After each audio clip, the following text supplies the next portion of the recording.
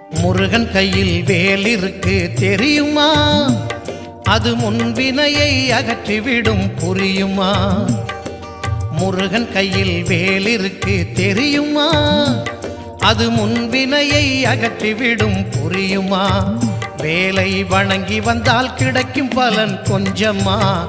தாளை பணிந்து விட்டால் விதியும் நம்மை மிஞ்சுமா?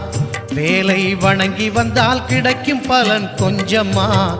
தாளை பணிந்து விட்டால் விதியும் நம்மை மிஞ்சுமா?